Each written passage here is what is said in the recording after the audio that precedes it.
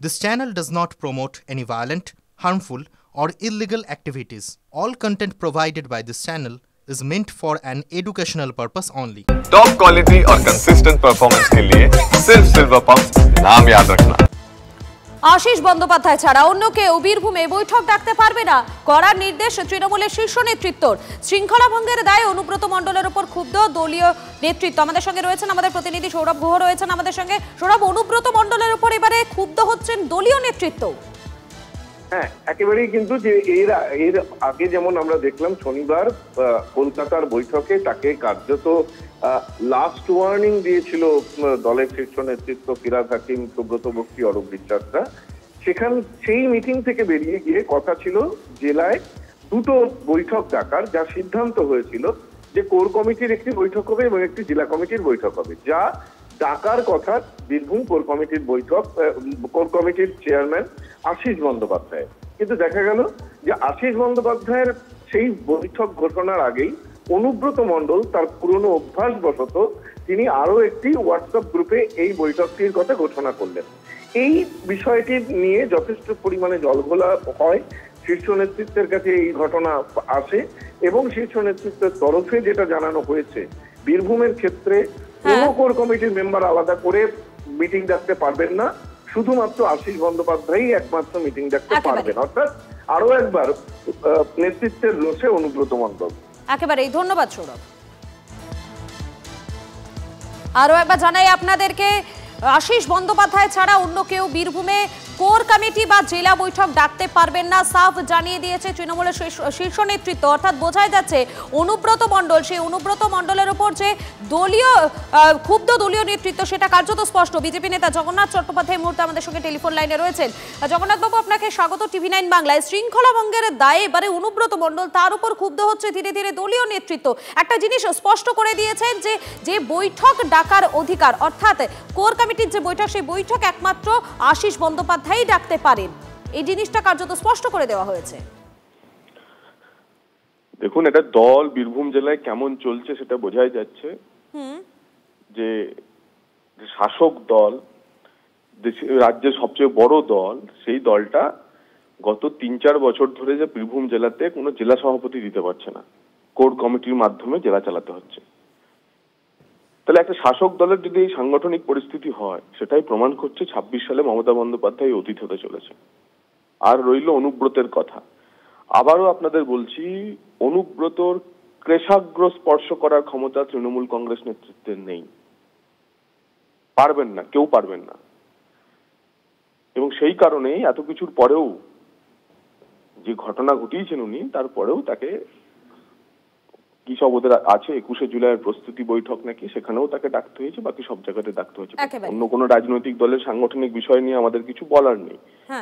কিন্তু আমার প্রশ্ন, পশ্চিমবঙ্গ পুলিশের যে ক্লিবতা এই পুরো ঘটনায় প্রকাশ পেয়েছে, তাতে প্রমাণ হচ্ছে যে পশ্চিমবঙ্গের পুলিশ আসলে চটি চাটা একটি প্রজাতি। ধন্যবাদ। আমাদের সঙ্গে টেলিফোন লাইনে ছিলেন বিজেপি নেতা জগন্নাথ চট্টোপাধ্যায়।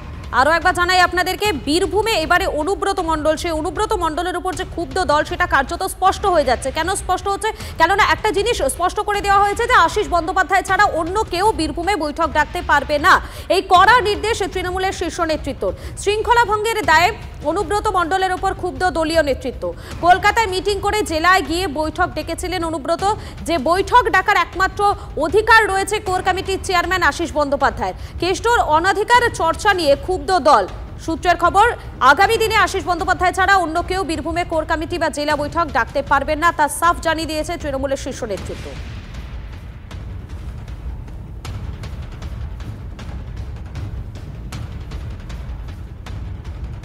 খুন, হামলা, তোলাবাজি, দুষ্কৃতী দৌরাত্মে বারবার শিরোনামে একটা জেলা মালদা। এবারে কালিয়াচকের ভাইরাল একটি ছবি ঘিরে রীতিমতো শোরগোল। পিস্তল হাতে দাপাদাপি, বেলাগাম দুষ্কৃতীরাজ, দোকানে বাজারে অস্ত্র উঁচিয়ে তোলাবাজি, হুমকি। ভাইরাল ভিডিওতে যাদের দেখা গিয়েছে তারা কারা? কাদের মদতে এত বেশি দুঃসাহস হয়ে যাচ্ছে দুষ্কৃতীদের?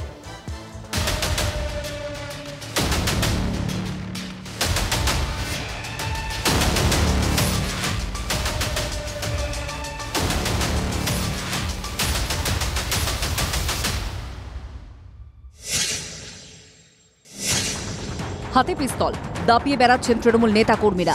আগ্নেয়াস্ত্র উঁচিয়ে দোকানে বাজারে তোলাবাজি, হুমকির অভিযোগ। মালদার কালিয়াচকের এই ভাইরাল ভিডিও ঘিরে তোলপাড়।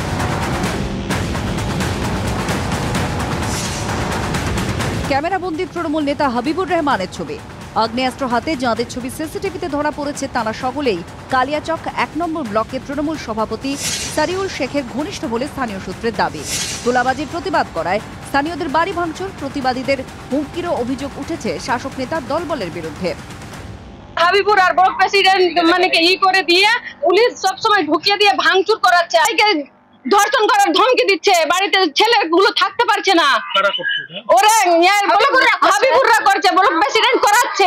ওরা প্রশাসন দেখছে, এটা আমার নামে অভিযোগটা এর আগেও পাচ্ছি, যখন একটা গল্প হয়েছিল, কোনো ঝামেলা হয়নি, হয়েছিল। তোলাবাজি, এলাকা দখল, বিরুদ্ধ গোষ্ঠীর ওপরে হামলা। কালিয়াচক ১ নম্বর ব্লকে তৃণমূল সভাপতি সারিউল শেখের বিরুদ্ধে বারবার অভিযোগের আঙুল উঠেছে, কিন্তু তারপরেও তার বিরুদ্ধে কোনো পদক্ষেপ করেনি পুলিশ। দলের ব্লক সভাপতির বিরুদ্ধে সরব হয়েছেন স্থানীয় তৃণমূল বিধায়ক।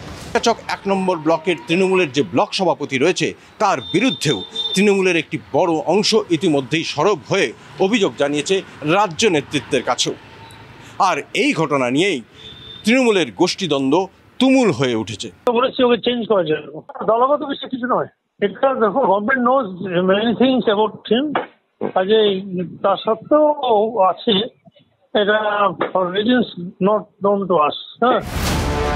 শাসক দলের ব্লক সভাপতি ঘনিষ্ঠদের দাদাগিরির শিকার অনেক তৃণমূল কর্মী, ক্ষোভে ফুঁসছেন স্থানীয়রাও। পুলিশ সুপার এবং তৃণমূলের রাজ্য নেতৃত্বের কাছে নালিশ ঠুকেছেন তারা। এইসব গ্রুপের লড়াইকে দলের মধ্যে ব্যবহার করা হচ্ছে এবং যারা এইসব দলকে নিয়ে মেলাইন করছেন তাদের বিরুদ্ধে দল এবং প্রশাসন উপযুক্ত ব্যবস্থা নেবে। আগ্নেয়াস্ত্রই হচ্ছে একমাত্র তাদের পাড়ের তরি। তৃণমূল কংগ্রেসের একেবারে ছোট থেকে বড় পর্যন্ত সবাই গুন্ডা নিয়ে তারা হচ্ছে রাজনীতি করে এবং গুন্ডাদেরকেই তারা প্রাধান্য দেয়।